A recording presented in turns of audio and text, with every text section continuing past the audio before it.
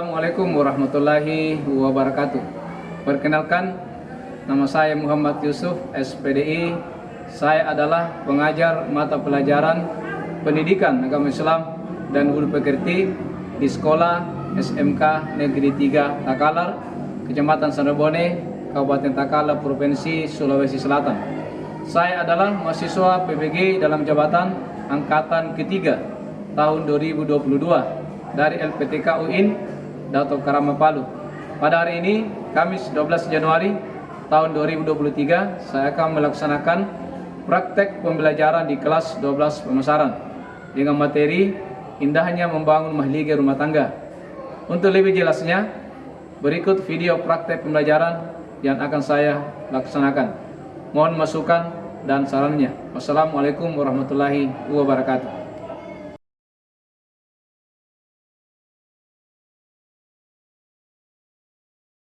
Assalamualaikum. Waalaikumsalam warahmatullahi wabarakatuh. Gimana kabarnya? Alhamdulillah. Alhamdulillah pada hari ini kita sehat semua walafiat tanpa kekurangan satu apapun ya. Kemudian sebelum kita melanjutkan pelajaran untuk semester genap ini, saya ingatkan bahwa kita ini masuk semester genap ya. Artinya bahwa semester ganjil sudah kita lewati.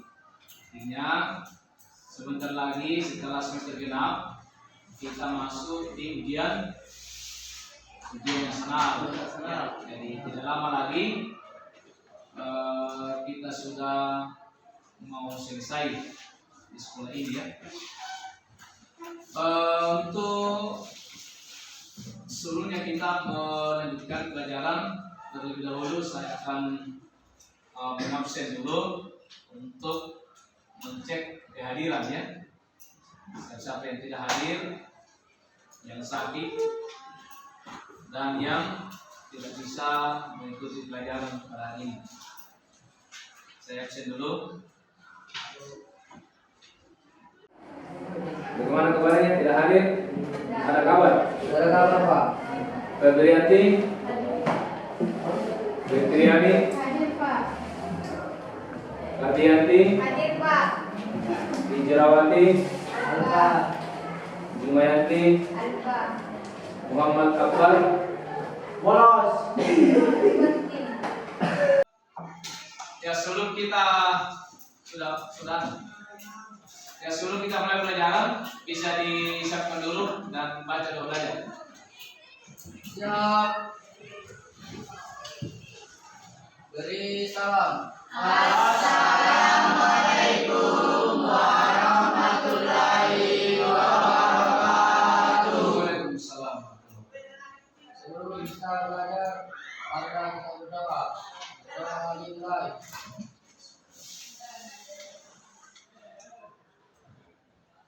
Selesai. Baiklah, sebelum kita melanjutkan pelajaran pada hari ini, sebelumnya itu saya sampaikan bahwa kita ini sudah sebentar lagi akan tamat di sekolah ini ya. Dan tidak harus belajar baik sebaik mungkin untuk mencapai kesuksesan atau kelulusan ya. Kalau ada salah nanti Maret ya, akhir bulan mungkin kita sudah ujian sekolah dan ujian usaha ya. Sehingga motivasi yang saya akan berikan adalah bagaimana kita bisa belajar dengan maksimal untuk meraih yang namanya kesuksesan ya. Dan tidak ada itu orang sukses tanpa belajar dan sungguh-sungguh berusaha ya. Baiklah, untuk hari ini kita akan belajar tentang indahnya membangun mahligai rumah tangga atau pernikahan dalam Islam ya. menjadi materi kita. Tema kita hari ini adalah tentang pernikahan sesuai dengan ajaran Islam. Oleh karena itu, tujuan daripada pembelajaran kita pada hari ini yang pertama adalah supaya siswa dapat memahami dan mengetahui tentang pengertian pernikahan. Yang kedua adalah supaya siswa bisa mengetahui tentang prinsip-prinsip dari pernikahan itu sendiri ya. Itu kan ada hukum ya, ada hukum pernikahan ya, ada halal, kemudian mubah, makruh dan sebagainya. Oleh karena itu, sebelumnya itu kita akan bikin beberapa kelompok ya, karena metode yang kita pakai adalah metode discovery ya. Artinya kita akan bagi kelompok menjadi 4 ya.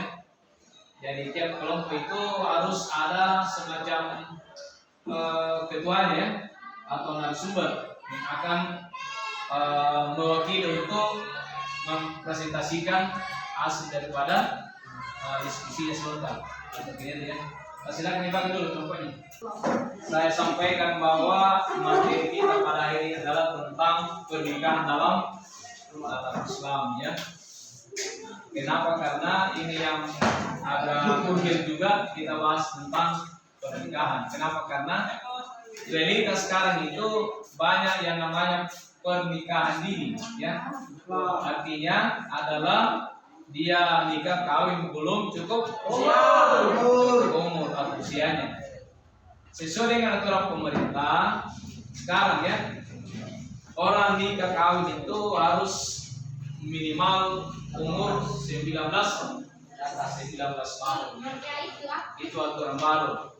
Kalau aturan dulu itu 16 tahun sudah bisa menikah. Sekarang aturan Kementerian Agama nanti umur 19 tahun baru bisa menikah. Baik laki-laki dan perempuan. Yang tentunya pernikahan itu tujuannya adalah untuk membentuk yang namanya keluarga atau keturunan ya.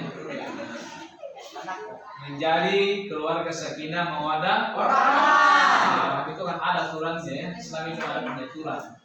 Jadi kita tidak bisa kawin sembarang ya. Tidak bisa kawin dengan lain agama. Ada Kristen, ada Islam. Itu harus Islam dulu. Karena kita dilarang itu menikah dengan lain agama. Yang lain adalah pernikahan itu terjadi karena ada suka sama suka ya. Ada orang kawin kalau tidak suka sama suka ya. Sekarang itu bukan lagi zamannya menjodohkan. Itu orang tua dulu ya. Sekarang pengaruh lain sehingga orang tua itu menjodohkan anak untuk kawin. Sekarang tidak. Nah, sekarang itu harus sesuai dengan keinginan mereka ya. Hati-hati. Nah, hati-hati kalau sudah cocok bisa suka ya. Nah, yang tentunya itu nanti ada sah pernikahan kalau memenuhi 5 kriteria. Yang pertama adalah harus ada calon. Ada calonnya. Ada laki-laki dan perempuan. Yang kedua harus ada penghulu atau yang menikahkan. Selanjutnya harus ada saksi. Berapa orang saksi? 2. Tidak boleh 1, harus 2 saksi. Kemudian yang lain adalah harus ada mas kawin atau mahar. Karena mahar itulah harganya perempuan, ya. Jadi itu perempuan itu bukan jadi soal. Mahar itu adalah miliknya perempuan yang akan dinikah. Jadi kalau maharnya seperangkat kalau soal itu saja. Saya akan bagi LKPD-nya, lembar kerjanya untuk Siap kelompoknya? Iya, satu kelompok ini yang didiskusikan, cari materinya di situ.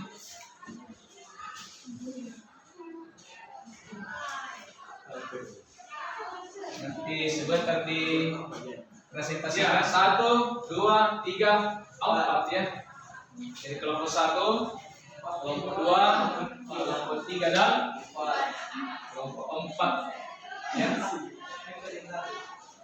Oke, silakan dikerja, dibuka bukunya ya. Iya, kerja di situ.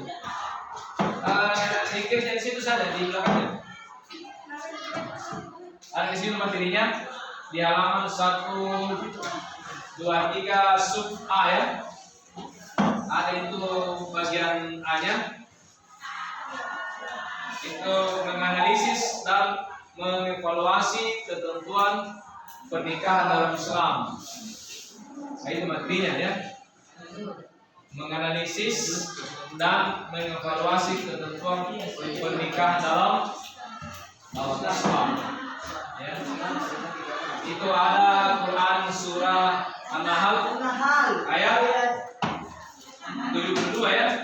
Nah, dengan Quran surah An-Nur ayat berapa di situ? 32, Pak. An-Nahl ayat 72 dan surah Nur ayat 32 ya. Jadi bisa materi. Nah, jadi sebentar kalau presentasi kita berikan kesempatan tiap kelompok untuk memberikan pertanyaan ya. Silakan berembuk berdiskusi. Kalau ada yang kurang jelas bisa ditanyakan. Nanti saya kasih penjelasannya supaya bisa dipahami ya.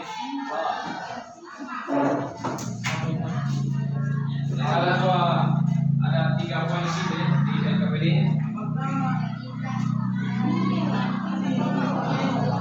Jabarkan makna yang terkandung dalam surah Nahl ayat 72 dan An-Nur ayat 32. Jadi penjabaran itu artinya diberikan pemahaman ya, apa di situ maksudnya. Ya, seperti itu dijabarkan. Iya. Iya. Bukan juga artinya ya, istilahnya maksud daripada ayat maksud. Iya, maksudnya. Ya, tujuannya ya.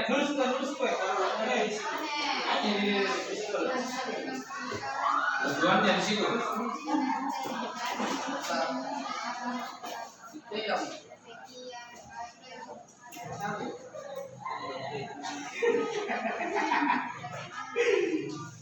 Jadi satu itu hampir sama gitu sebenarnya. Ya. Iya, Pak.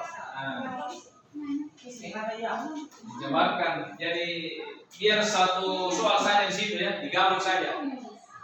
Karena satu kan sama itu penjabaran dengan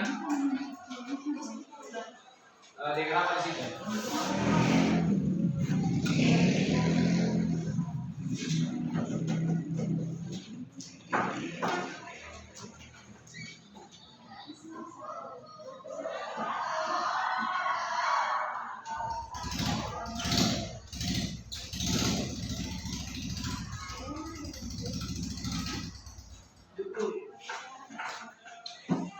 Jadi ada dua surah di situ yang harus dianalisa. Kemudian An-Nahl ayat 72 dan An-Nur ayat 32 ya. Dari di situ dijelaskan tentang bagaimana pernikahan itu Allah itu menciptakan istri-istri ya dari jenis sendiri. Nah, artinya itu bahwa orang tidak bisa kawin kalau bukan lawan jenis ya. Itu yang diharamkan oleh Allah. Kawin dengan sesama jenis LGBT itu tidak benar ya. Lesbian ya, atau kalau lagi namanya homoseksual ya. Itu yang menyimpang dalam ajaran Islam ya. Jadi perkawinan itu adalah hal yang sangat sakral, halal kalau sesuai dengan hukum dan syaratnya. Niatnya ya. Jadi akad itu artinya suatu perjanjian yang diucapkan oleh laki-laki ke perempuan yang dinikahinya. Itu namanya akad nikah, perjanjian akad nikah. Nah, jadi nikah itu bukan hal yang apa ya? Yang sepele itu sifatnya sakral. Tidak boleh orang main-main. Itu kan ucapan juga. Yang ucapan itu tidak boleh kita main-main ya. Ucapan nikah itu sah kalau diucapkan. Selain kalau ada saksinya doang, ada pemulung. Jadi tidak boleh orang dikasih menikah kalau tidak suka sama suka ya. Sama suka. Kalau kawin terpaksa itu kawin yang tidak betul ya, tidak boleh.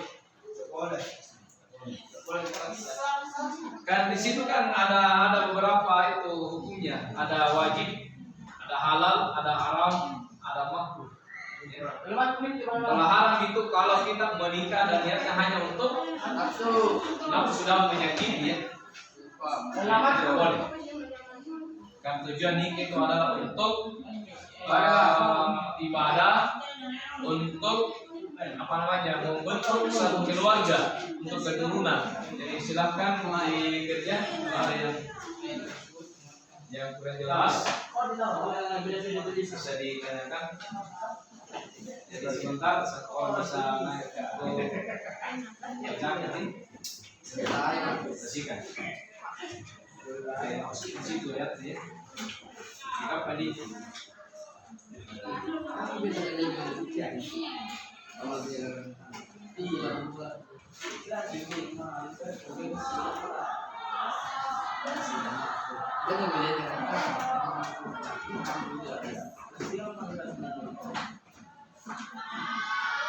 walinya itu wali yang paling penting. Wali, apa itu wali? Wali itu adalah orang tua dari perempuan. Namanya wali. Kalau itu kan namanya wali nasab. Kalau tidak ada bapaknya, saudaranya bapaknya. Yang dari saudara yang dari laki-laki, kalau saudara dari perempuan tidak boleh. Yang tidak boleh menjadi wali adalah keturunan dari mamanya. Itu tidak bisa. Harus dari bapaknya. Pasti ada itu, pasti ada. Kalau tidak ada saudaranya bapaknya, itu bisa saudara kandung yang laki-laki juga, kakaknya, adiknya, tetap yang laki-laki, tidak boleh yang perempuan. Jadi harus semuanya dari laki-laki. Kalau tidak ada saudara, itu bisa sepupu, anak dari saudara bapak yang laki-laki juga, paham toh? Nah, tidak boleh. Pokoknya kita wali itu tidak bisa kita mengambil dari perempuan, harus dari laki. Sepupunya bisa juga kalau memang sudah tidak ada ya. Kalau dicari dan tidak ada sama sekali, itu berlaku namanya wali hakim. Yang jadi wali adalah KUA berdasarkan dari surat rekomendasi dari pengadilan agama. Itu namanya wali hakim. Jadi wali hakim itu yang menikah sembarang tempat ya, tidak bisa. Termasuk orang itu menikah di Makassar itu gampang nih. Tidak boleh. Namanya wali hakim ya. Yang tidak punya wali.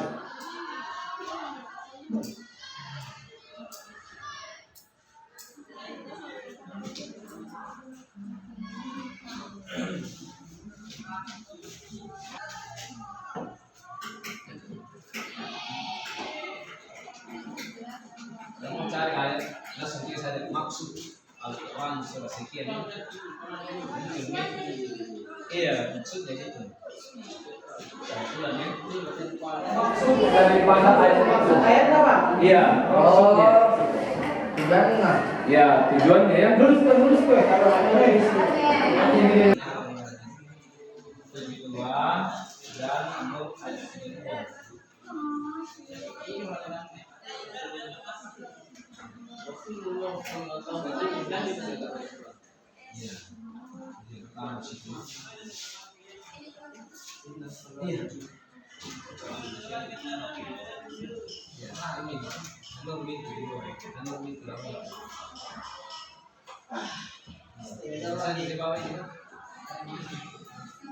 Itu saja dia namanya dikasih pemahaman.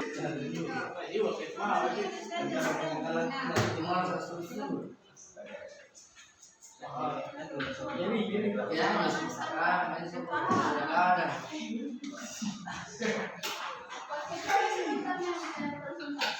Tergantung dari kesepakatannya ya, sama-sama yang dipilih. Oke, sekarang. Apa itu? Jadi sebentar satu orang bisa naik membacakan yang lain ya. Jadi nikah itu adalah untuk perencanaan yang matang. Nah, kalau usia Nabi dulu menikah itu pada usia 25 tahun.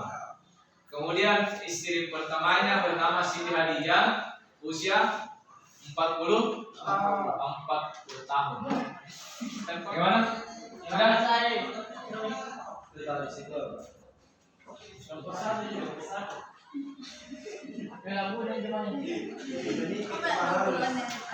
Ya, kalau menikah sesuai dengan ajaran Islam itu harus sama-sama Islam. Oleh lain agama harus Islam dulu. Ya, tidak bisa kita menikah kalau tidak sama-sama Islam. Dan tidak boleh ada paksaan. Ya. Harus jangan saling Tidak boleh ada paksaan. Dan uang panai itu sebenarnya bukan itu yang paling perlu. Yang perlu adalah maharnya. Dengan keikhlasannya, Pak. Dengan ikhlasnya.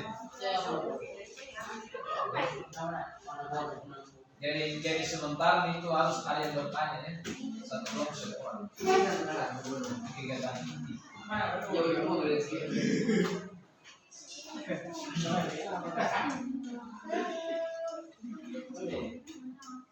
Jadi jangan kawin kalau melihat hartanya. Betul. Kalau Nabi mengingatkan itu kawinilah perempuan dengan agamanya, bukan dari kecantikannya, bukan dari gagahnya, bukan dari hartanya, bukan dari keturunan.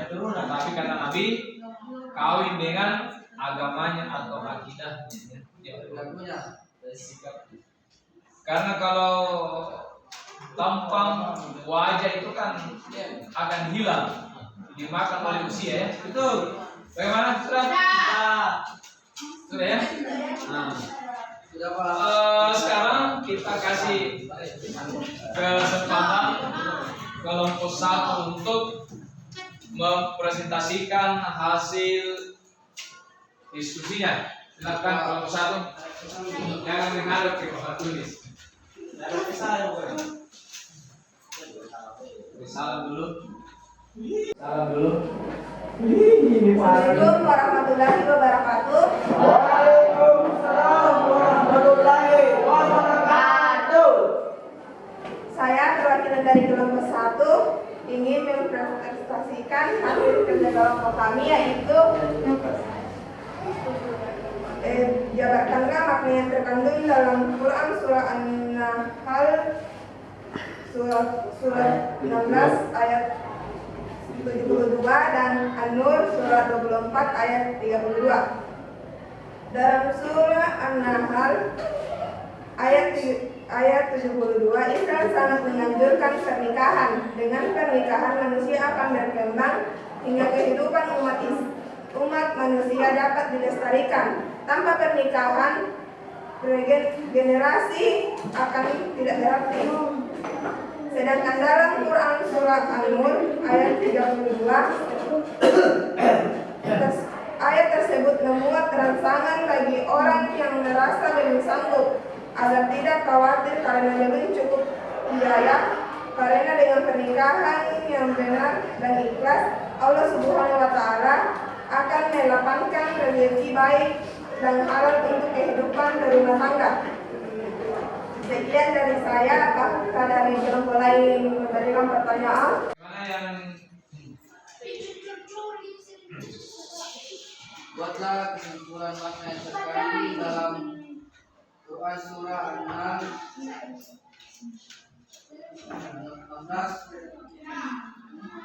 ayat 72. Dari kelompok saya, kesimpulan dari surah An-Nahl ayat 72, Allah sudah memberikan kenikmatan kepada manusia seperti kenikmatan keluarga, seperti istri, anak, dan cucu. Sekarang giliran kelompok 2. Siapa yang mewakili? Saya Pak. Assalamualaikum warahmatullahi wabarakatuh.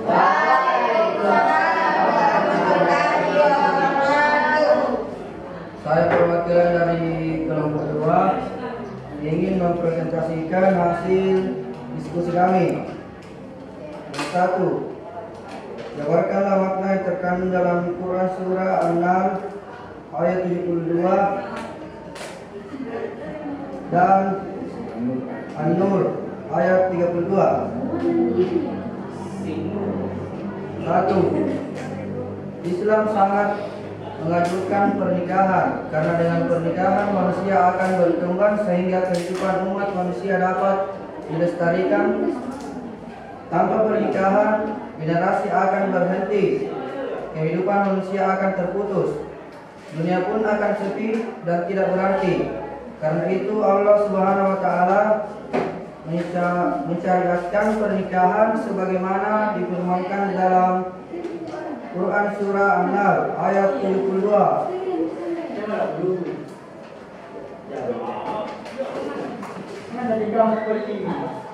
2. Kesimpulan makna yang terkandung dalam Quran surah An-Nur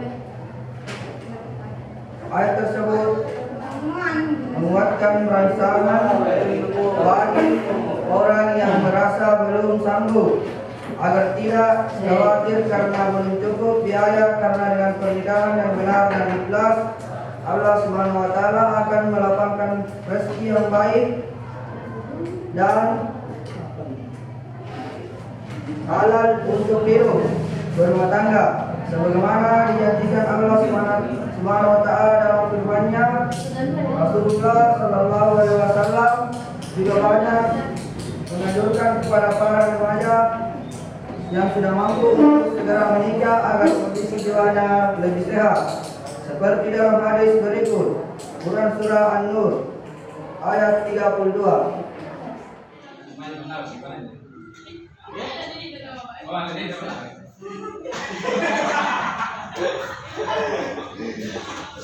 Ya, kelompok 3. Assalamualaikum warahmatullahi wabarakatuh.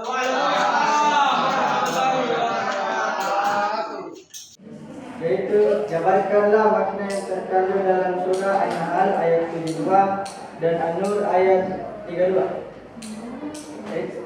An-Nahl ayat 72, bahwa Allah Subhanahu wa taala sudah memberikan banyak kenikmatan kepada manusia seperti kenikmatan keluarga, seperti istri, anak, dan cucu.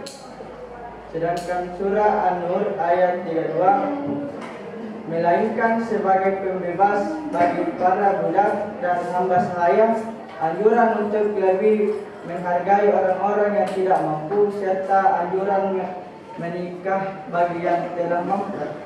Sekian.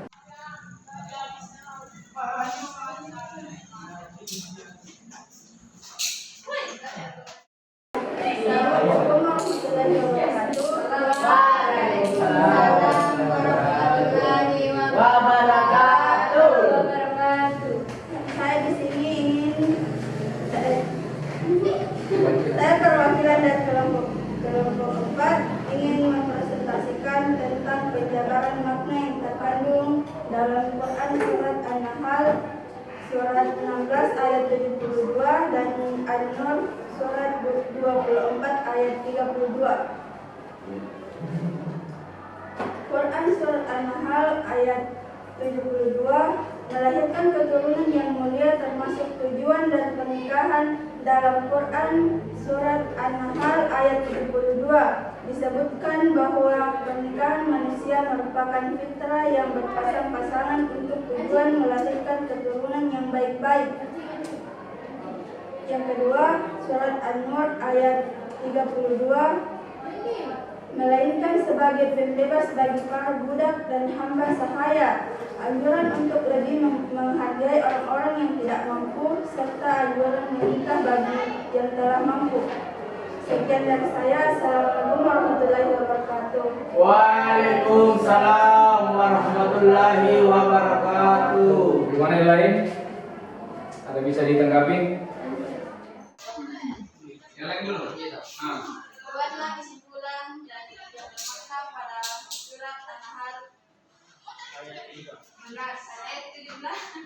Jadi kesimpulan dari surat An-Nahl adalah bahwa Allah Subhanahu wa Ta'ala sudah memberikan banyak kenikmatan kepada manusia, seperti kenikmatan keluarga, berupa istri, anak, dan cucu, juga kenikmatan lain seperti dari segi yang baik. Jadi itu adalah kesimpulan dari saya. Apa yang ada di pikiran? Ya, kita sudah berdiskusi tentang pernikahan dalam Islam mengenai surah An-Nahl ayat 72 dan An-Nur ayat 32. Nah, sehingga kesimpulan yang bisa kita ambil adalah bahwa Islam itu tentang nikah ya sebagai kewajiban bagi orang yang mampu ya. Oleh karena itu kesimpulan dari pelajaran kita pada hari ini pertama adalah bahwa nikah itu adalah sesuatu yang bernilai ibadah.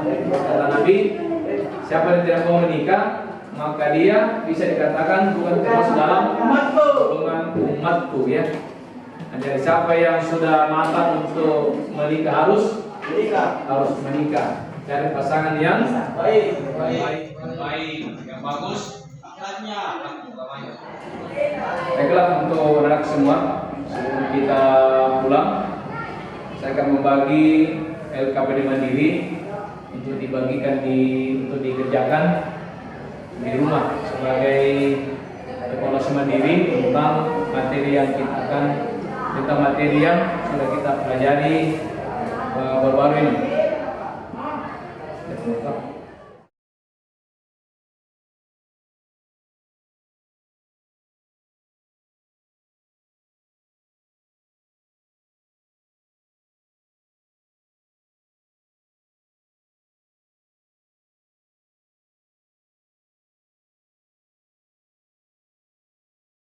Baiklah anak semua untuk pada hari ini cukup sekian dulu pelajaran kita pada hari ini.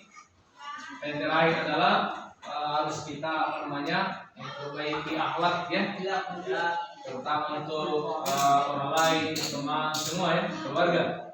Kenapa? Karena itu adalah hal yang sangat penting untuk bagaimana kita bisa bermasyarakat dengan baik ya. Oleh karena itu, mari kita tutup pelajaran kita hari ini dengan membaca Alhamdulillah.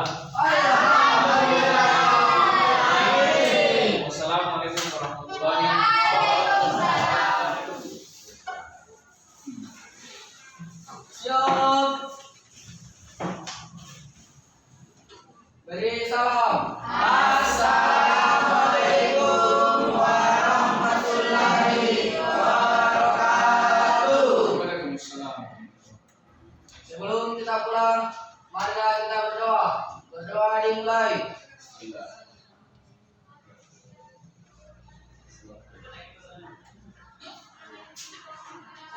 Selesai.